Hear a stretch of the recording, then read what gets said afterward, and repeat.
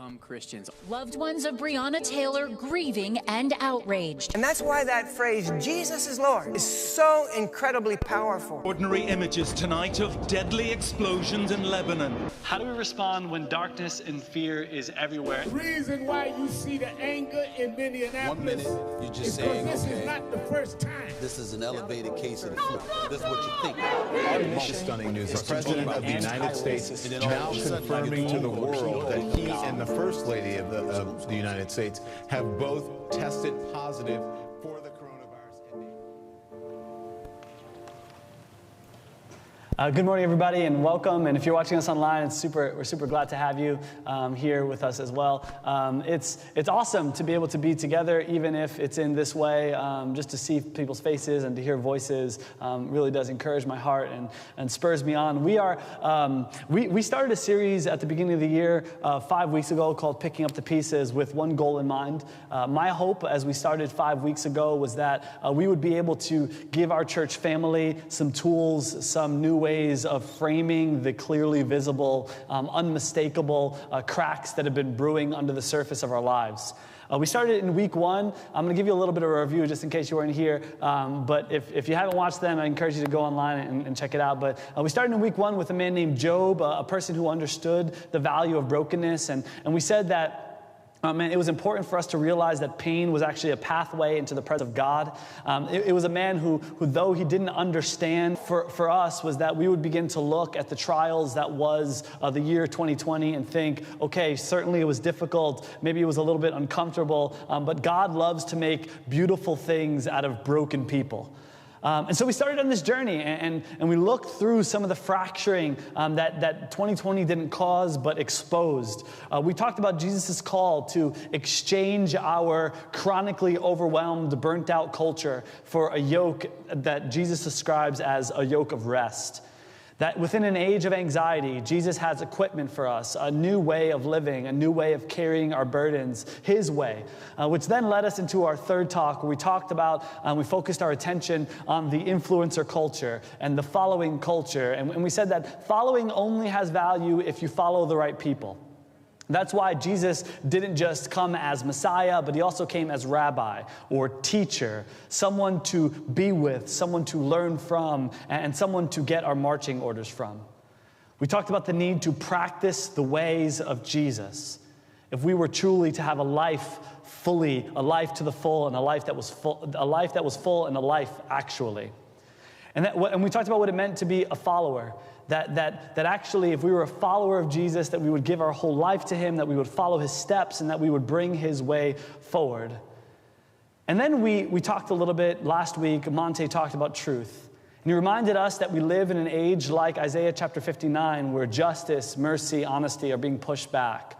And the only way to go on the offensive is to begin to examine everything through the lens or through the filter of Jesus, who Himself is the personification of truth. That's been our study. We've talked about the fracturing of an emotional, kind of distraught culture, the fracturing of following the wrong people, and then lastly, the fracturing of truth. And today we begin to wrap up our series. And for the majority of this series, I've been trying to inspire us to give up a lot of our ways of being that have found their ways into our heart. And I've asked you to look at Jesus and look at Him and model your life after His. In fact, this whole discussion has been anchored on this idea of us becoming followers of Jesus' way. We will have much more to say about this concept in the upcoming months, but that's really been the crux of the matter for our sermon. But here's what's an interesting thing. We all agree, and I don't have to remind you, that the world has issues. We all agree that we are fractured. Everyone agrees, from academics to all media outlets. Everybody agrees. But the way of Jesus isn't in the world your only option. In the world we live, flooded with options, as we look at the fracturing of our world, there are lots of different choices we can make about how to rebuild our lives. Well, there are options that vary as wide as the dinner options from Uber Eats or whatever. You can choose any way to build your life. And my point is that the fact that we are broken doesn't immediately necessitate following God's way. So in the chaos of options, we have to do our best to pick the best option. If we are broken, we need to figure out what then to rebuild our lives based upon. It's like a home renovation. You better check the reviews of the contractor before you book them. Because if you book somebody who never gets the job done on time and never keeps his word, you're in for a nightmare. You got to review the reviews. You have to check if he or her is trustworthy. Or like reconstructive surgery. You better pick a doctor who keeps his word. Because if you go in for a minor surgery and you come out looking like a different human being, you got a problem. In any renovation, be it one on your jaw or one with your life, you better make sure that the person that you're working with is trustworthy. He's promise-keeping and faithful. And so here we are at church, and I've told you that your life is broken, and I've told you, and you know that your life is broken, that lives in the world are broken, that there seems to be something missing. And in many ways, I've been making the case that Jesus is the best way. Maybe but honestly, you can go with lots of other different ways. You could say, maybe the best way to fix my life is minimalism. If I just became, a minimalist, then my life would be better. Or maybe it's capitalism. Maybe that's really the issue. We just have to have free markets and things will be better. Maybe it's socialism. We just need more government intervention and things will be better. Maybe it's Hinduism or Islam, or maybe it's a pill that hasn't been invented yet. You got a load of options, a load of choices to put the pieces back together. But here's my pitch. If you're going to rebuild your life, you better pick someone or something trustworthy with a long view of success in keeping their word. And here's my thesis. If you're going to pick someone trustworthy, then God is not only your best option, he's actually your only option. And for the rest of this time, I'm going to try to prove that. So here's the question for you. And I know maybe you all think this to be true, but I want to just throw it out there and we can battle with it. Here's the question. Is God trustworthy? Does he keep his word? Does he do what's right even when it's difficult? Well, I'm going to tell you what the Bible writers think, and then I'm going to tell you why I believe that's true. The Bible writers seem totally convinced of this idea that God is in fact trustworthy. The Old Testament writers thought it was possibly the most important aspect of God's character, his emeth. This is the biblical word trustworthy. It can be translated firmness, faithfulness, truth, sureness, reliability, sustainability, continuance, faithfulness. God is described as this about 150 times in the Old Testament. For comparison, God is described as love about 120 times. It's this idea that the Bible writers, believe that you could count on him, that he would never let you down. The Hebrew writers saw God as someone who was totally and utterly unlike us. Because when life gets hard for so many of us, we bail. When it's not easy or fun or novel, when it's difficult or uncomfortable or maybe just boring, we leave. We leave our jobs, we leave our cities, we leave our churches, we leave our friendships, we leave our marriages, we cut ties and we move on. We're a generation raised on text messages, and flakiness is more prominent than it's ever been before. But when the biblical characters understood or looked at God and tried to understand him, they thought God is not like that. Instead, he is faithful, trustworthy. He keeps his promises. Here are a few examples of what the Bible writers thought about God's character in regards to this. This is God saying his own name. He says, the Lord, compassionate and gracious, slow to anger and abounding, this word means overflowing, in love and faithfulness. How about Psalm chapter 89, verse 1? This is the psalmist talking about God's faithfulness. He says, I will sing of the Lord's great love forever, and with my mouth I will make your faithfulness known through all generations. The thought here is that they believe that God is loyal, that he never abandons his people, that he's faithful to the bitter end no matter the cost. And later in the text, God speaks of his own faithfulness as it relates to the Messiah who is to come. He says this, he says, I will not take my love from him, nor will I ever betray my faithfulness. These are a few samples of hundreds. I'm not even exaggerating. This is a major theme of the Bible. It's one of the main themes in the Psalms, God's faithfulness. It sparks so many of the songs that we sing in church. All of the songs had that same arc that we sung today, of God's faithfulness. This idea has inspired art and architecture and beautiful poems. According to the writers, God is faithful. Now, I know this raises all sorts of questions. If you've grown up to be a skeptic, or you kind of dealt with some skepticism like I have in my own life, you might hear this and go, okay, God is faithful, but then, all right, fine, I get that, but then how come I ended up in an unhappy marriage? Oh, okay, then why am I 40 and I'm still single even though I want to be married? How come I have a chronic illness? Why did I have a miscarriage? If God is faithful, why did my parents abandon me when I was 10 years old? Why was my child born with special needs? Why did I get fired from my dream job? Why am I upside down in my own finances? And why was I born into a world with so much hatred and animosity? See, the idea is this, that at times it's hard to reconcile God's trustworthiness with our own lives. So we have to try to work this out if this point that God is faithful is true. See, I can't even begin to try to convince you of God's trustworthiness unless you first get a glimpse of the entire arc of the Bible. You have to have at least a basic understanding of it. Don't worry, I'm not going to take too long to do it. The Bible writer, the Bible is written with a theme, two major themes, a theme called a covenant. Covenant. It's a word from a different time and a different place. A covenant is basically a cross between a promise and a legal contract. Two or more people would make a promise and then sign the contract with clear blessings and also with clear cursings. So if you kept it, there were blessings. If you broke it, there were curses. The closest thing we have in our modern world is the covenant of marriage. 10 years ago, when I looked in my wife's eyes and I said, I've promised to marry you, I was making a covenant. I promise, I promise, I promise, I promise, I promise, I do. This is all kind of covenant language. Marriage is a covenant. It's a promise to love, to stay faithful to your spouse. It's a covenant to bring, it's a covenant that brings a binding contract. When you get married, you basically sign your life away. There are consequences if you don't keep that promise. Not only emotional consequences, but legal consequences and financial consequences. And what's interesting is that the story of the Bible has a lot to do with God making covenants.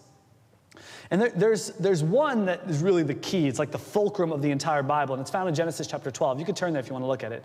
In context, Genesis chapter 12 is in this place after God has seen the disaster of his own people. God's beautiful, awesome world has been defaced by evil. Adam and Eve were in the garden. They stole the fruit from the tree, and they set in motion just kind of this visceral that entered the world, and violence and evil. And whether you think it's exactly what it was or a metaphor or whatever, it doesn't really matter. But the point of the story is so beautiful, that men were in a perfect world with God, and then men destroyed the perfect world. And so God is trying to set back a plan to redeem mankind, because that's always been the goal. So the Lord calls a random desert bohemian guy named Abraham to get the story back on track. The first thing God does with Abram, which is his name when he's called, is he makes a promise. This is Genesis chapter 12, verse 1. It said, the Lord said to Abram, go from your country, your people, and your father's household to a land I will show you. I will make you into a great nation, and I will bless you. I will make your name great, and you will be a blessing. I will bless those who bless you, and whoever curses you, I will curse. And all people on earth will be blessed through you. Notice all the I will pieces of the language. That's a covenant motif. God's making a promise that Abraham's family would become a great nation. His promise is that that family will then bless every nation on earth. Not just that, but that he will bless all people through Abraham's family. Basically, God is saying that he's going to use Abraham and Abraham's family to put everything right that has gone awry in the world. He's going to rebuild the world through Abraham's family. You got the concept. So the world has been broken in Genesis 2, Genesis 3. God is setting a plan in motion starting Genesis chapter 12 to redeem man. And he says, Abraham, I'm going to use your family to do it. I'm going to use your family to pick up the pieces of this broken array that has been scattered all over the face of the earth. Abraham's family is later called the nation of Israel. Just keep that in mind. And this is an incredible promise. But you have to pay careful attention to it in context. Because God does not promise Abraham an easy life. He doesn't promise him a carefree life. He doesn't promise him money in the bank or a condo on Daytona Beach. He doesn't promise to bless Abraham so that, he could have a Maserati. He blesses him so that he could become, and this is the whole idea, that Abraham's family will function as a conduit of God's blessings on the whole earth. To spread and give his regenerative blessing on every square inch of the world. And a few chapters later, those I wills become a full-fledged covenant. You can look in Genesis 15. It'll be up on the screen if you don't want to look there. It seems like this promise is made in Genesis chapter 12, and it seems like, God has kind of forgotten Abraham because 3 chapters later, nothing has ever happened. And in fact, it's so bad because Sarah, who is Abraham's wife, can't even have children. So how are you supposed to make him into a great nation if he can't even have children? Doesn't make any sense at all. How are you supposed to have, a lot of children when you're both very elderly? You're way past baby-making phase of your life. But here comes this incredible chapter in Genesis chapter 15. I forewarn you, it's a little bit weird. It's one of those stories you just skip over, but it's super important. And we'll hang on as we walk through it. Basically, in Genesis 15, God tells Abraham to gather some animals and make a sacrifice. He gathers a heifer, a ram, a goat, and a couple of birds, and God instructs him to cut the animals into half. This is not like a barbecue setup. This is actually something that was done in the first century, or in Abraham's century. Basically, they cut the animals in half and they spread them on the ground, one on either side. And it's a super strange story, but it's called cutting the covenant. You cut the animal in half, and then the people are supposed to walk between the little alleyway of these dead animals. And it symbolized this idea that if you don't keep your word, you're going to end up like one of these animals. So if you don't follow what you say you're going to follow, you're going to be killed. That's the thought. You're making a promise. This will happen to you if you don't do it. So this is what happens. It says in verse 12, it says, the sun was setting, Abraham fell into a deep sleep after he cut the animals, and a thick, dreadful darkness came over him.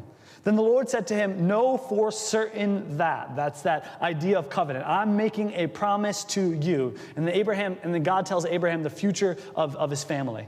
God tells Abraham to be convinced. And then God makes Abraham fall into the sleep. He sees this vision, and this is the vision, verse 17. It says, when the sun had set and darkness had fallen, a smoking fire pot, which was the image of the presence of God, with a blazing torch, I know it's weird, but just follow me, a blazing torch appeared and passed between the pieces. Abraham sees God in the image of this smoking fire pot. And what is God doing? He's walking through the animals. But notice what's missing. Abraham is not walking. It's God walking all by himself.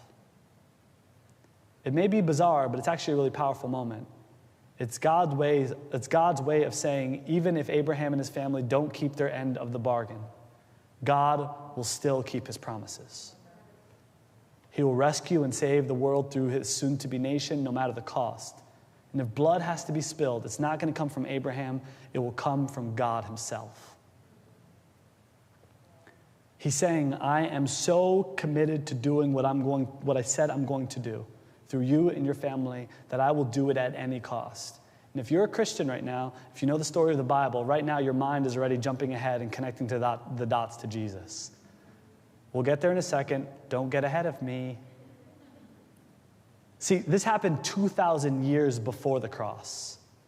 And the rest of the Bible is about God faithfully keeping this promise that he made to Abraham's family. That's what the Bible is about. And Abraham and his family, Israel, failing miserably their end of the bargain. The entire Bible is a collection of moral stories that are just brutally honest, raw, uncut, and they're stories about God's faithfulness to Israel and humanity's constant struggle to be a faithful bride in return.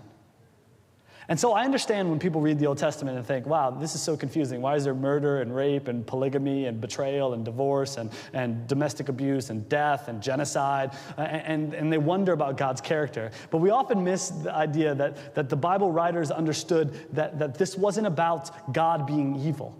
It was about God coaxing good out of every hellish evil. It was God's ability to, as the sermon series talks about, God making blessings out of brokenness. It was about God's faithfulness. And so every terrible thing that happens is an opportunity for God to bring something beautiful out of it. He doesn't step back when it gets messy. He actually steps in. And that's the story of the whole Old Testament. Men sin, God is faithful.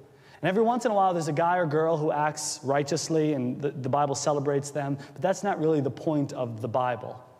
One of my favorite passages as a summation of the entire scriptures comes in Nehemiah chapter 9.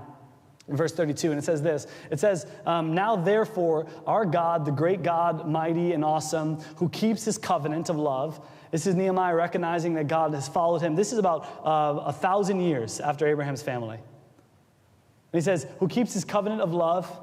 Do not let all this hardship seem trifling in your eyes, meaning that they have failed so much. The hardships that have come on us, on our kings and leaders, on our priests and our prophets, on our ancestors and all your people, from the days of the kings until kings of Assyria until now. He's saying he's like, when you look at the history of mankind, he's talking to God, don't be overwhelmed by this.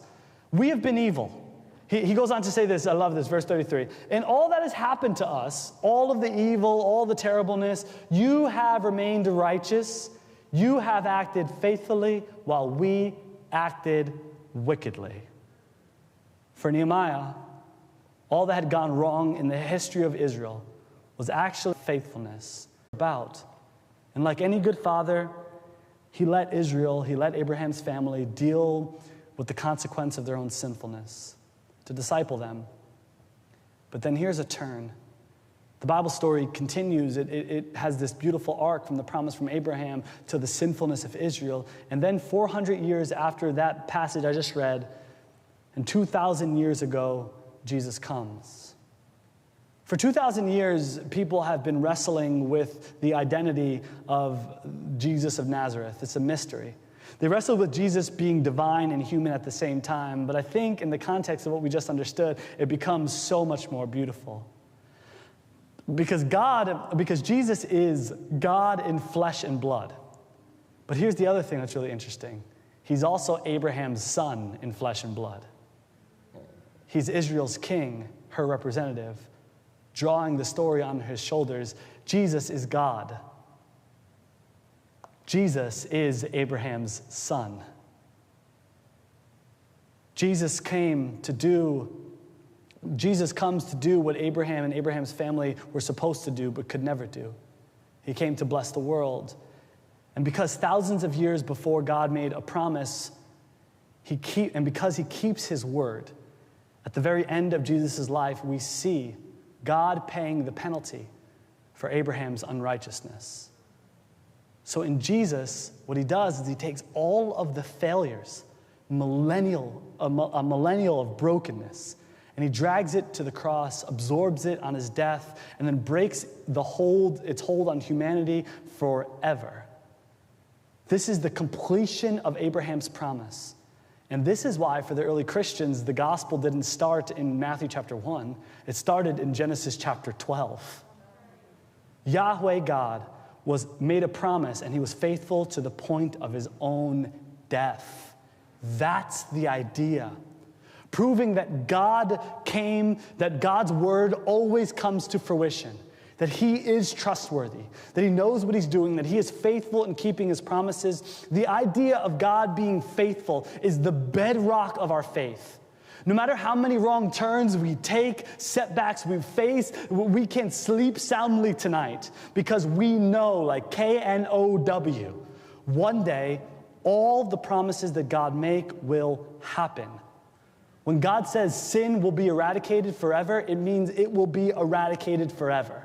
When he says that he can rebuild the pieces of your life and make something beautiful, that means he can rebuild the pieces of your life and make something beautiful. He will remake the world into a city where he lives, a second Eden. And he will bless all people on earth through his son, Jesus, who also happens to be the son of Abraham. I tell you all of these stories for a reason. It's because Israel's story is actually your story. And it's my story. You and I have failed over and over and over and over and over and over and over again. But God has been faithful.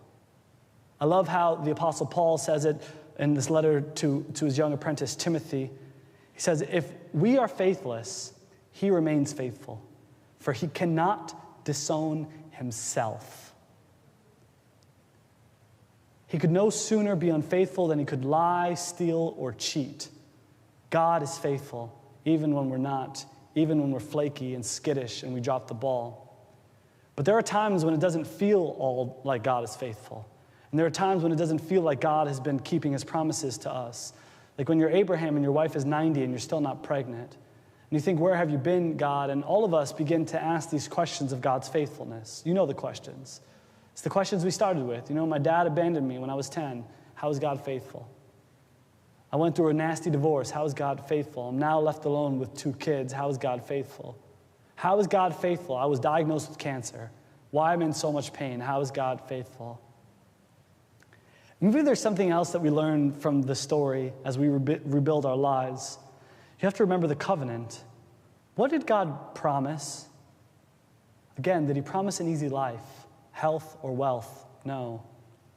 God promised to bless the world through his people.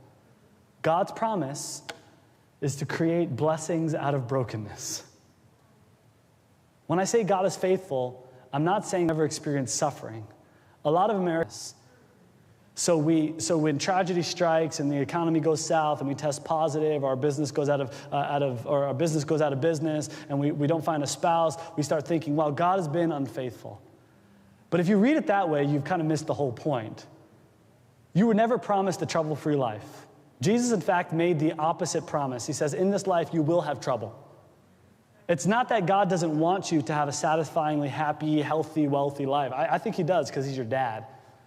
But the fact is that God's view, God always takes the long view. God always takes the long view, and he is more concerned with your long-term character than with your short-term happiness. Always. And he's more willing to sacrifice one to get to the other. Like Abraham and Moses, you may not see it for a long, long, long, long, long, long time. But God is faithful. So can you trust someone like that, I wonder? Can you trust someone like that who helps you rebuild your life and always keeps his word? Who puts the pieces back together? Can you trust someone like that? Can you trust someone like that to be your guide? Can you trust someone like that to follow? Someone who looks out for your benefit for the long term and doesn't care about your short-term happiness. Let me tell you, I'd much rather have someone like that in my corner than someone that is just a people pleaser. I don't want a God who's a people pleaser. I don't want to follow someone who's a people pleaser. I want to follow someone who views my life as a holistic, eternal being and not just as a short-term drop in a bucket. And before we close, I'm going to flip it around. Because if you're a follower of Jesus, or if you want to be a follower of Jesus, we're super grateful that you do. Your goal then is to mimic the character of Jesus. And so here's a question for you. Are you faithful? As people, this idea of faithfulness is becoming alien. The average stay in a marriage is about 8 years. When my parents were growing up and their parents were growing up, the average stay in a marriage was forever.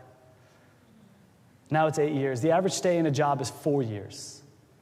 You know your great-grandparents or your grandparents, worked at General Electric for like 35 years. Faithfulness has become like baggy jeans. They used to be cool. Few people still think they're cool, but for the most part, they're long gone. And here's the problem with that. The best things in your life are a result of your own faithfulness. Usually it takes years, if not decades. Ben, yeah, you can come on up. To create faithfulness. Faithfulness is long obedience in the same direction in the age of instant gratification. We want a shortcut to life. We all do. Because we were raised on the microwave culture. I was raised on Amazon Prime, instant messaging, and TV on demand. I want things at my fingertips. We want it all, and I want it all right now. But God has designed us to be like his image. And God could have, at the end of Adam and Eve, had someone die at that moment and then restore mankind. Instead, he took thousands and thousands and thousands of years to bring the story beautifully together. His view of faithfulness means having a view for the long term. There's no shortcuts in life. You can't microwave your character. You can't buy joy on Amazon Prime. It's like a tree. And the only tree that ever survives a hurricane is the one with deep, deep roots. We need to learn to stick it out, to stay faithful in the good times and the bad, because after all, that's what our God is like. Think about the implications if you're married for your marriage. Maybe your marriage is difficult. What would it look like for you to stay faithful? To remain faithful as God was to Israel. No matter what, your word meant something. What if you remained faithful to the city that you were placed in? Or the town that you were given to? Or the church that you're a part of? Or your neighborhood? How big of a difference would it make if you could become like, this place could be the bedrock of where you live? That your declaration, if those of you who were baptized at your baptism, no turning back, would in fact be true. We are rootless people, transient. We become tourists more than citizens. But what would it look like for you to be a faithful person to God's kingdom for the rest of your not for a few months or maybe a year, but for a lifetime? The other day, I was selling a pair of golf clubs to someone, and this thought has been in my mind for a long time about trying to be faithful to the very end. And so I'm selling a pair of golf clubs to a guy on Facebook Marketplace, and I meet this guy. We're haggling back and forth over Facebook, and he talks me down from $250, let's say, to $200. I get all the way down to $200, and I'm like, okay, I'm gonna go sell him. I'm gonna go meet him at this place. I drive like 40 minutes to meet him, which is so stupid. I should just like given him to somebody. But anyway, so I drive 40 minutes to meet him in traffic, and I'm there, and I connect with him. And when I get out of the car, he's like, and I said, $200 is as much as I'm going to do it for. And I get out of the car, and he's like, oh, they're a little this, and they're a little that, and la, la, la. I had shown him all these pictures before, and he was like, how about 180? And at the time, I'm like, let me just give him 180 and get away. And then I thought to myself, am I faithful? Now, I know it's not really faithfulness, but I'm trying to be a man of my word. That's the whole idea. The first song we sang, God is a man of his word. If he says it, it's going to happen. So I'm like, I said $200. And so I tell the guy, hey, it's $200, it's the best I can do. He's like, how about 190? I'm like, it's $200, it's the best I can do. He said, honestly, I only think I have $195 in my car. And I go, it's $200, it's the best I can do. He's like, let me see what I can do. So he goes in his car, he pulls out $195, and he says, I really only had $195. And I said, okay, well then you can't have the golf clubs. And I started to get into the car, and the guy said, you're really gonna let this go for $5? And I looked at him and I said, I'm trying to be a faithful man. He was very confused, but he actually didn't have the $5, so I gave him the clubs. He gave me the $195, but I told him, I said, if you're a man of your word, you're going to send me $5 on Cash App when we leave this place. And you know what? I thought he wasn't going to send it, but he sent it, and in the text on Facebook Marketplace, he said, thanks for your example. And I said, come on. I was fired up, because the idea is simply this. How much of your word actually means something? Does it actually mean anything? When you say you're going to be somewhere, does it mean something? When you say you're faithful to somebody, does it mean anything at all? So much of the series has been built to show you that we're fragile people, but that we're in the hands of a God who makes things beautiful. And the thing that we often forget is that our part is to practice being more like him, to learn through our pain to be faithful, to grow through adversity being faithful, to allow ourselves to put down roots that really hold our life together. Our job is to be faithful and to continue in the work, to be a faithful man. Be a faithful man. If you say you're going to do something, you do it. Be a faithful woman. If you say you're going to do something, you do it. Be a faithful spouse. That means whatever happens, you're in the marriage, unless the person abandons you and walks away. And even in that point, you keep your heart connected to them. Be a faithful child.